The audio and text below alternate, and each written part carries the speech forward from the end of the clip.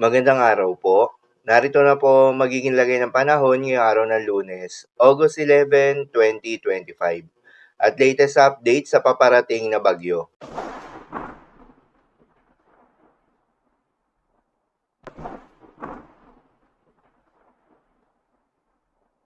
Sa kasalukuyan na tayo sa pag-asa, southwest monsoon o hanging habagat o yung hangin na nanggagaling sa may timog kanluran ang nakakaapekto sa may western section ng Luzon dahil dito ay asahan yung bahagya hanggang sa maulap na kalangitan na may kalat-kalat na mga pagulan at thunderstorms.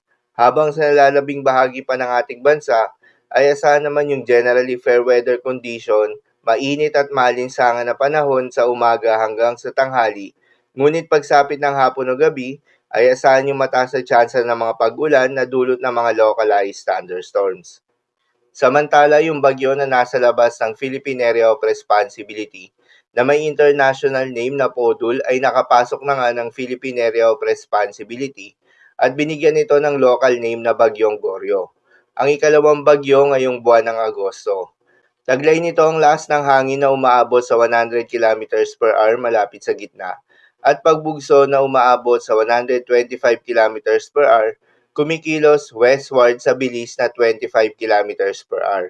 Maliit yung tsansa na makaapekto ito sa ating bansa dahil inaasahan na magla-landfall ito sa bansang Taiwan. Paalala lamang po na mga nasabing forecast ay posible pa rin na magbago. Kaya naman patuloy lamang na magantabay sa mga update nating ilalabas, lalo na ng pag-asa. Para naman sa magiging lagay ng panahon ngayong araw ng Lunes, dahil nga sa epekto nitong southwest monsoon, asahan sa Ilocos Region, Batanes at Babuyan Islands ang maulap na kalangitan na may kalat-kalat na mga pagulan at thunderstorms. Posible ang mga pagbaha o pagguho ng lupa due to moderate to at times heavy rains.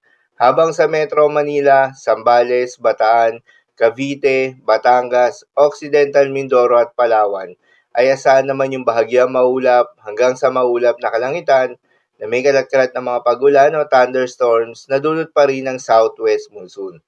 Posible rin ang mga pagbaha o pagguho ng lupa during severe thunderstorms.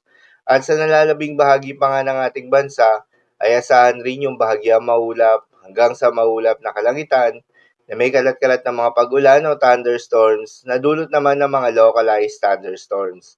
Posible rin ang mga pagbaha o pagguho ng lupa during severe thunderstorms. Madalas, nabobo ang mga thunderstorms na ito tuwing hapon o gabi na nagtatagal ng 1 hanggang 2 oras.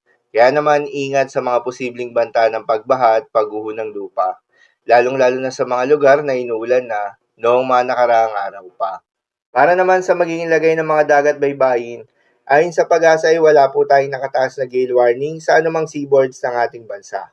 Kaya naman malayang makakapamalaot yung mga kababayan nating mangingisda at yung may mga maliliit na sasakyang pandagat, ngunit pinag-iingat pa rin, lalo na kung meron tayong offshore thunderstorms activity, asahan yung paglakas ng hangin at kaakibat nito ay pagtaas rin ng mga pag-alon. So, ilamok po para sa lagay ng panahon ngayong araw ng Lunes. Keep safe everyone.